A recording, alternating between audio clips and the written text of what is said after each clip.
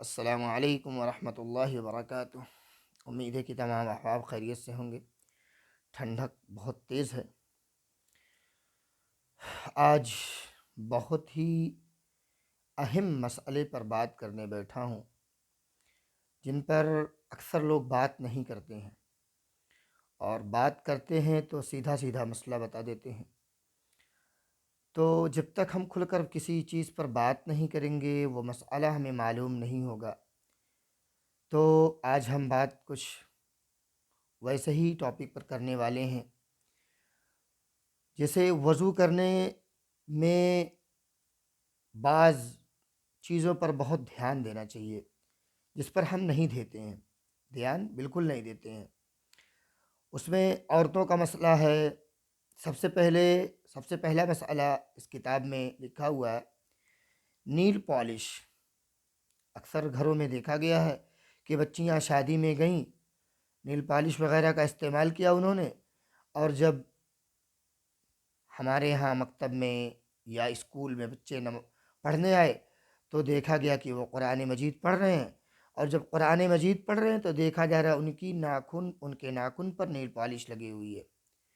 پوچھا جاتا ہے کہ وضو کیا؟ ہاں وضو کر لیا۔ نیل پالش لگی ہے تو وضو ہوا کہ نہیں ہوا، اس پر ہمیں بات کرنی ہے۔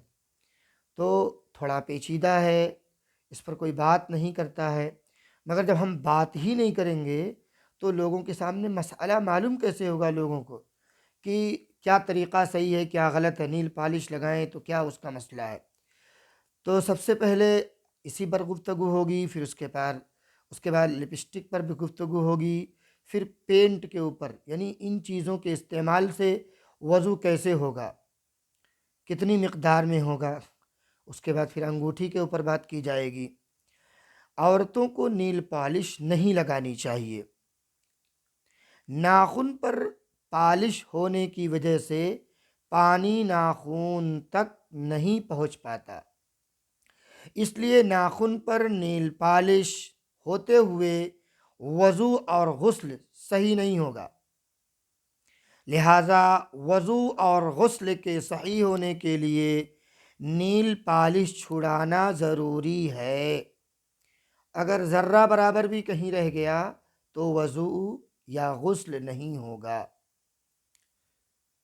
عورتوں کو نیل پالش نہیں لگانی چاہیے، اور اگر کسی نے استعمال کر لیا ہے تو اس کو بغیر چھڑائے وضو نہ کریں۔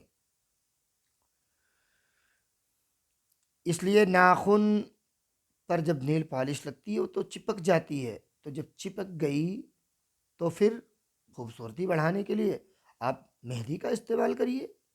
مہندی لگانے سے کوئی مسئلہ نہیں ہے، مہندی تو لگانا چاہیے، تو نیل پالش کے بجائے مہندی کا استعمال کریں۔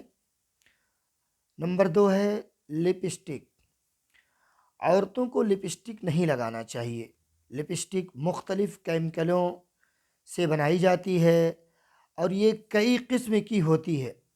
اگر یہ تہہ دار یعنی پرت والی ہے تو وضو اور غسل کے وقت اس کا صاف کرنا ضروری ہے، ورنہ وضو اور غسل نہیں ہوگا۔ یہ مسئلہ ہو گیا لپسٹک کا۔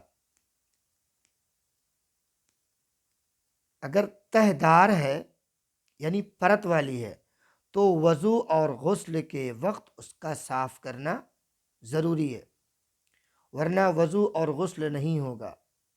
صاف کرنے سے مراد صاف ہونا چاہیے، ایسا نہیں کہ اپنے من موافق آدمی صاف کر لیا، نیل پالش کہیں چھڑا لی کہیں نہیں چھڑائی، یا ایسے ہی کرتے رہے۔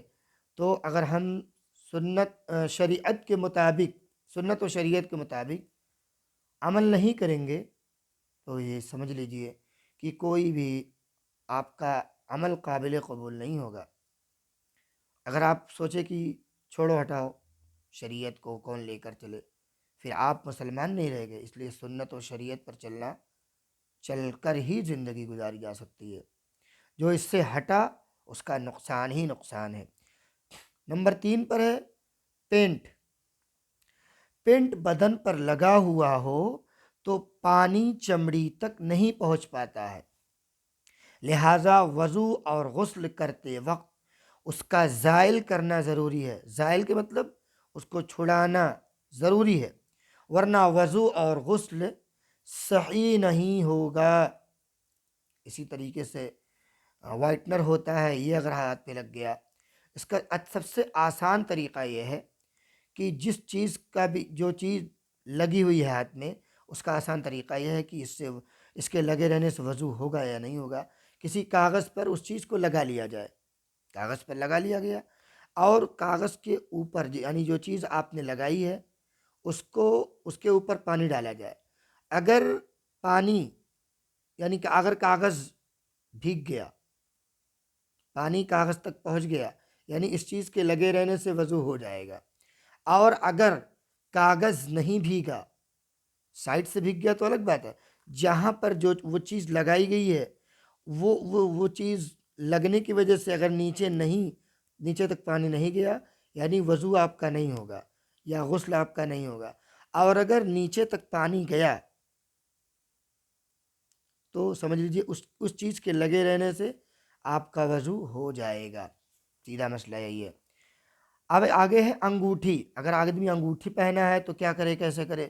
انگوٹھی اگر کسی نے تنگ انگوٹھی پہن رکھی ہو، تنگ مطلب ایک دم سے ٹائٹ ہو کہ ہلنے جلنے کا کوئی وہ راستہ نہ ہو، تو وضو کرتے وقت اس کو ہلانا ضروری ہے تاکہ وہاں پانی پہنچ جائے، تاکہ پانی انگوٹھی کے نیچے تک پہنچ جائے۔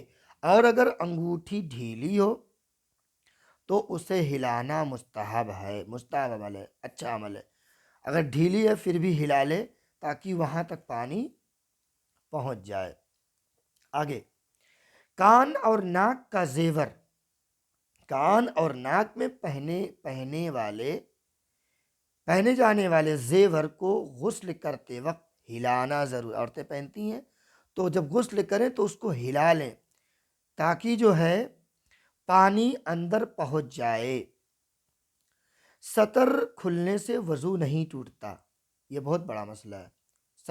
سطر سے مراد آدمی کا ناف کے نیچے سے لے کر گھٹنے کے نیچے تک سطر کا حصہ ہے، اور عورت کا پورا بدن سطر ہے۔ چہرہ، دونوں ہتھیلی اور دونوں قدم کے علاوہ پورا بدن عورت کا سطر ہوتا ہے۔ تو سطر کے کھلنے سے وضو نہیں ٹوٹتا۔ آج کل یہ عام ہو گیا ہے کہ ذرا سا گھٹنا کھل گیا تو وضو ٹوٹ گیا، نہیں، وضو نہیں ٹوٹتا ہے۔ بدن کا چھپا ہوا حصہ کھل جانے یا بدن کے سارے کپڑے اتار دینے سے وضو نہیں ٹوٹتا ہے۔ ایک بار پھر سے سن لیں، بدن کا چھپا ہوا حصہ کھل جانے یا بدن کے سارے کپڑے اتار دینے سے وضو نہیں ٹوٹتا۔ عوام میں ننگا ہونے یا ننگے بدن کو دیکھنے سے وضو ٹوٹنے کی جو بات مشہور ہے وہ سراسر غلط ہے۔ یعنی جو عوام میں یہ بات پھیلی ہوئی ہے کہ اگر گھٹنا کھل گیا یا کہیں اور کھل گیا تو وضو ٹوٹ جاتا، وضو نہیں ٹوٹتا ہے۔ بس یہ کرے کہ اگر کپڑا وغیرہ آدمی بدل رہا ہے تو پردے کا اہتمام کرے، پردے کا اہتمام کرے، بچوں کے سامنے اور اپنے سے بڑوں کے سامنے نہیں، بلکہ مطلب کپڑا جہاں چینج کرنا ہو وہ الگ جگہ ہو۔ تو یہ ہو گیا آپ کے، ہم نے آج کتنے مسئلے پہ چیز بتائی؟